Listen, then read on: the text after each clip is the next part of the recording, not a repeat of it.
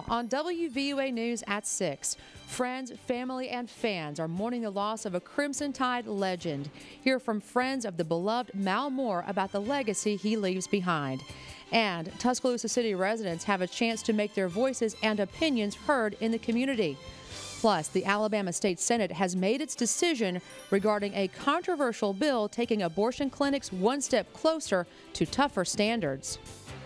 From the campus of the University of Alabama, live, local news.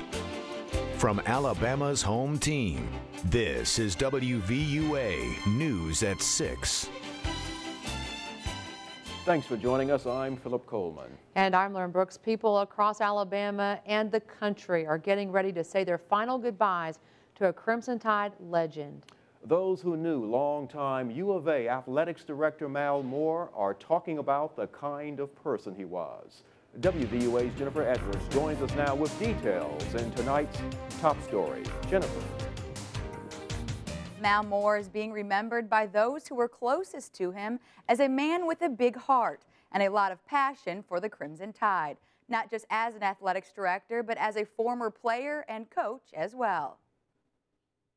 I think if I had to think of one word that kind of crystallized Mal to me, and it's kind of a word a lady might use, but he was just a sweet man. But UA practice referee and longtime friend Eddie Conyers says when it came to coaching the Crimson Tide, Moore wasn't always so sweet. He was the offensive coach. Ken Donahue was a defensive coach. But in those days, it was highly competitive, not on the field, but just the offense against the defense.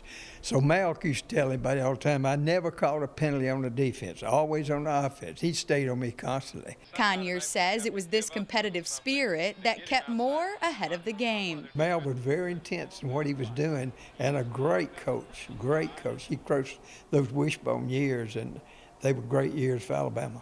Jack Rutledge played with Moore at Alabama and was by his side as an assistant coach for the Crimson Tide. From that point on, we were friends and just constant buddies, worked together. It's unreal the amount of time we spent together. I could go to the back door and knock and kind of go in and talk and visit, so we were just like brothers. Conyers and Rutledge say they are blessed to have known Moore and know his legacy will live on. He was just such a perfect gentleman and such a joy to be around. Look what he accomplished. Just look what he accomplished. And so I was just proud that I knew Mal Moore. There will be a memorial service honoring Coach Mal Moore Thursday at 3 p.m. in Coleman Coliseum. In lieu of flowers, gifts, or letters, the Moore family is asking people to consider a donation to the Crimson Tide Foundation or the Mal and Charlotte Moore Caring Day Center. Philip? All right, thanks, Jennifer. On your home team Crime Watch, a former Tuscaloosa County school bus driver has pleaded guilty to a sexual relationship with a student. According to the Tuscaloosa County District Attorney's Office, 39-year-old Holly Thomas has been sentenced to 5 years in prison, but was granted 3 years of supervised probation. Thomas was arrested in July 2011 after the student's parents contacted authorities. Investigators say Thomas confessed to multiple encounters with the 17-year-old student. The city of Northport has canceled its public meeting to talk about a possible Northport school system. The meeting was originally set for April 8th, but according to city officials, it was canceled because of scheduling conflicts. The city plans to reschedule, but the date has not yet been set. Tuscaloosa bus routes could be changing. The city of Tuscaloosa is sponsoring a 2-week trial run for the Tuscaloosa Transit Authority until April 12th. Authorities want to know if there is any public interest in a shuttle from the intermodal facility terminal in downtown to the Greyhound bus terminal on Highway 82 East. The transit trial will run Monday through Friday, 8 a.m. until 4 p.m., departing the downtown Tuscaloosa intermodal facility at the top of each hour. Tuscaloosa City residents will soon have the chance to make their voices and opinions heard. The city of Tuscaloosa is holding community conversations, a come and go event. Mayor Walt Maddox, council members, and representatives from all city departments will be present. Residents can apply for jobs, get election information, and learn about what city projects are planned.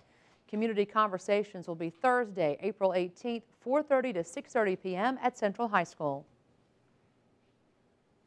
Now a look at news from around the state of Alabama.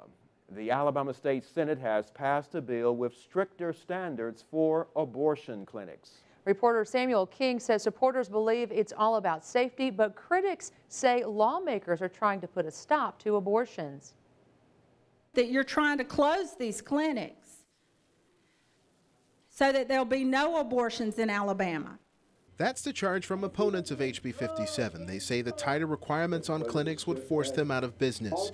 Many rallied outside the State House in the hours before the bill passed the Senate.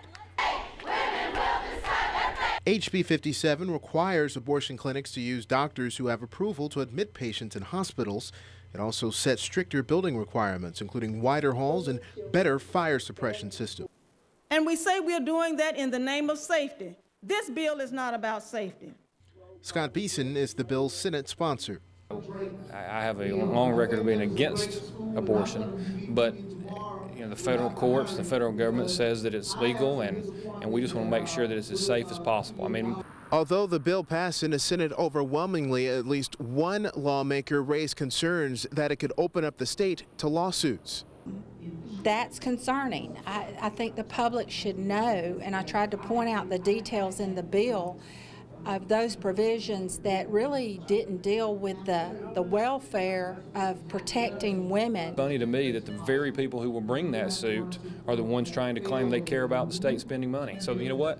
Why don't they not bring a suit and we won't have to spend anything?